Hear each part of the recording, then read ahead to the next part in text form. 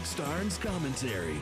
Public school systems across the nation are using their classrooms to deceive your sons and daughters about the Islamic faith. In Texas, students were told to call the 9/11 hijackers freedom fighters. In Nashville, a textbook insinuated that Palestinians have a right to blow up Israelis. And in Florida, the Prentice Hall World History book denigrates Christianity while whitewashing Islam. One book actually said people happily accepted invading Islamic armies, leaving out the fact they massacred tens of thousands of non-Muslims. Your local school may be using these biased and one-sided textbooks to teach young people. When school starts, I would urge every parent listening to read your child's textbooks. And if you see something, say something. I'm Todd Starnes. Welcome back. Thank you, Todd Starnes. Always good to be with you. Crane Durham's Nothing But Truth, proudly on AFR Talk. The reason I'm smiling is because we get to talk to this man. He is the Director of Entitlement and Budget Policy at the Heartland Institute, General Counsel for the American Civil Rights Union, Senior Fellow at the National Center for Policy Analysis, Senior Policy Advisor on Entitlements and Budget Policy at the National Tax Limitation Foundation. And he served in the White House under two presidents, Ronald Reagan and George H.W. Bush. He did not agree with the tax increase. Peter Ferrara, wonderful column in the American Spectator yesterday. Welcome back, Peter. Great to be with you. Glad to be here. I got to throw this one out. I'm going to bring you the press secretary, not Jay Carney, Deputy Press Secretary, answering a question regarding the economy and economic inequality, something that you covered a couple weeks ago, but now the administration's all over, which once again tells us, let's read Peter Ferrara more, because we'll be ahead of the game in so many ways. But here, the exchange is, hey, the reporter from Fox, Ed Henry, steps up and says, inequality's gotten worse. It got bad under President Bush, and it got worse under President Obama. So why are you running with this campaign? Roll it. Well, I think because of the studies that you're citing there, that's actually what's motivating the president's speech. Or the comments that the president's made over the last few days. The president is concerned about the studies like the ones that you cited there, that as we've gone through the recovery, we need to make sure that those benefits are flowing to the middle class. If they don't, if those benefits flow just to the top 1%, what we're going to do is we're going to get back into that boom and bust cycle that actually led to the worst economic downturn since the Great Depression in the first place. Peter, is that true? No, that's not true. What caused the recession was the government caused it by overregulation and the Fed's loose monetary policy. The overregulation was due to Bill Clinton and his cheap housing plan, and President Bush, his Fed, provided the cheap dollar monetary policy, which created the housing bubble. What does that mean, cheap dollar? Real quick, Peter, what does that mean, cheap dollar monetary policy? Because a lot of people, we get, obviously, the Community Reinvestment Act. We get the idea of pressuring banks to make loans that were market-wise and pawning those off, in essence, on Fannie and Freddie, government-sponsored entities. Tell me this, though. What does a cheap dollar policy mean? Because it's a big part of it, and you've written about it. Please explain to me what it is. It's when you're running a monetary policy that causes a decline in the value of the dollar with very low interest rates for way too long.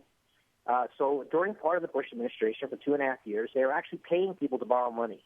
So people talk about the debt bubble and over-leveraging. Well, of course you had a lot of debt. Of course you had a lot of over-leveraging because instead of paying interest, you were being paid to borrow money. And that was the Fed's monetary policy. So those two things combined, it was Clinton and Bush that caused the recession, and it was Obama that took the opportunity to veer America over into Cuban-style economic policy, which is made everything worse. Tell me this. We see what's going on in Detroit, and you're saying what's going on in Detroit will happen to our country, the United States, the federal government. What do you mean? Well, I wrote this book, 2011, America's Ticking Bankruptcy Bomb, in which I laid out the track we're on. We're on the same track nationally that happened to Detroit. In 1950, Detroit had nearly 2 million people, had the highest per capita income in the country, and the liberal left took over. So the last Republican mayor was elected in 1958. After that, it was politics was all left versus lefter. This was entirely a Democrat, left-wing government, and they trashed the city so that to the point that the population has declined now to 700,000 from 2 million.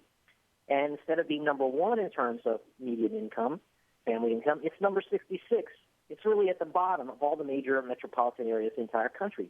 Well, they didn't set out to income. wait, real quick, Peter. I'm playing devil's advocate, obviously, but I always want to challenge it because it makes your truth even better, the truth even better, because I want people to see this. They didn't set out to trash the city. They wanted to pay people fairly. They wanted to make sure that people were compensated so that they would have something to retire on. Why do you say these things? I didn't say that they intended to trash the city. I said they did trash the city because they followed liberal left economic policies. They followed anti-growth economic policies. So they kept raising taxes. They kept raising government spending, government regulations, and debt. And so they brought the whole economy down. And if you do that at the national level, you will turn the United States of America into Argentina, guaranteed. We will be a third world country. We'll no longer be the richest country in the world. We had the greatest opportunity in the world since the early 1700s. America has really been, that's why all these people came to America from all over the world. We have been the most prosperous country in the world since the early 1700s, the highest family incomes.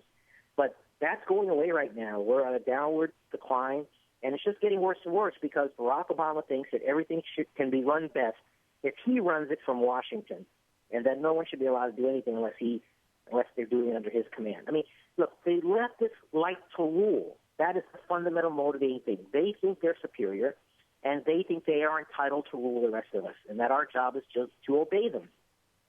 But Peter, we need investments. We need a trained workforce. President Obama's making the case to say, hey, we can either get into the middle class or we can stay in the middle class in the sense of not dropping out of the middle class by investing in ourselves, in education and technology. We got to be ahead of the world. Look at, well, he cites China sometimes.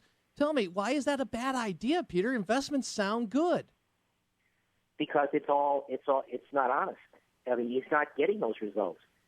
He has been president for 5 years, and he gives these grand speeches about how he's for the middle class. He says he's for good jobs, a better bargain for the middle class, and folks working to join it, an economy that grows from the middle out. So where's that been since he's 5 years he's been president? Where is any of that? Good jobs, better bargain for the middle class. Well, we see instead his middle class income is declining for the entire time he's been president. Middle class incomes are down the equivalent of a month's pay a year. Middle class has lost a month's pay a year. As the Wall Street Journal said, median incomes always fall during recessions. But in the Obama economy, median real household income has fallen even after the recession. So the recession ended in 2009, the summer 2009. It's been declining. Middle class income has been declining ever since. He says he's for good jobs, but what we're getting under under his rule is not good jobs, but part-time jobs. Last month, Bureau of Labor Statistics, full-time jobs actually declined. All the new jobs created were part-time jobs. No wonder middle-class income is going down. Part-time jobs don't support middle-class income. Instead of an economy going from middle out, we've had under Obama for 5 years now an economy that's effectively not growing at all. Has an economy ever grown out of tell me something, Peter. Has an economy ever grown from the middle out? That very concept, explain it to us. Has that ever worked? Can I cite in history? Because if I'm going to try something, I better have something to back it up. Has that worked before? Well, I mean, what grows from the middle out? What grows? Do you know anything that grows? Do trees grow from the middle out? Do animals grow from the middle out? What grows from the middle out? So instead, he says he wants to do that from the middle out, but what he's doing is no growth at all. So during his first term, real economic growth averaged a pitiful 0.8%. That's the worst of any president since the Great Depression, which ended over 70 years ago. Even Jimmy Carter had 4 times as much economic growth as Barack Obama. He inherited it. Bush caused this. And it got so deep that this is why we have to climb out and make sure it never happens again, Peter. Go ahead, my friend. Well, he's been president for 5 years. He says he's for the middle class. He says he's for good jobs for the middle class. He says he's for economic growth for the middle out. And none of that has happened at all while he's been president. So He has no business even talking about that. He doesn't know anything about how to grow the economy from the middle out, from the top, from the bottom, anywhere. He says he wants ladders of opportunity. He wants ladders of economic. We need to rebuild ladders of opportunity for all those Americans still trapped in poverty. Oh, he's making these beautiful words. That's all meant to trick you because, again, poverty soared under Obama, with the number of Americans in poverty increasing to the highest level in the more than 50 years the Census Bureau has been tracking poverty. Over the last 5 years, number of people in poverty increased by nearly 31% to 50 million, with the poverty rate climbing by over 30% to 16.1%. The poverty rate's higher now than it was when the war on poverty started in 1965. So so he's not delivering on it. He gives you this lofty rhetoric. That's just meant to deceive you. Oh, he's for the middle class. He wants you to think, oh, see, Obama's fighting for the middle class. But he's trashing the middle class. He doesn't want the middle class because the middle class means political independence. In every country where you get a growing middle class, you get a revolution. You get people who have a political independence. They're not going to be beholden to him and his Democrat Party because they're financially independent. He doesn't want good jobs and economic growth because that fosters a feeling of independence. You don't think you need the government because, hey, you're doing well on your own. What he wants is poverty and government dependency, which is what he's delivering. So the number of people on food stamps has soared while he's been president. The number of people on Medicaid has soared while he's been president. That's because he thinks if you're getting a check from the government, you're a guaranteed assured Democrat voter. He's trying to take the Chicago political machine and take it national, trading votes for handouts, trading handouts for votes. And so he's just taking the Chicago political machine, trying to create a national political machine, signing everybody else on welfare. Figure if you're on welfare, you just keep voting Democrat. The Democrats will rule forever. America will be Argentina. It won't be a great country anymore, but they will rule, and that's all that matters. They want to rule. Peter so Ferrara, that's all that matters. I got to tell you, I've enjoyed this time. I always enjoy our time together, but you explaining how being in the middle class provides freedom from dependency on the government, brilliant. And we appreciate you. My only dream interview would be Krugman or Alter against you. I would dedicate an entire show to it. Please email them and get them on the show. I will give them equal time. I'll even probably give them more time because you don't need it. You have substance and facts, man. I love it. Thank you. All right, thank you for having me on the show. Always. Peter Ferrara. Crane Durham's Nothing But Truth on the flip side. NSA update and the split in the Republican Party. AFR Talk.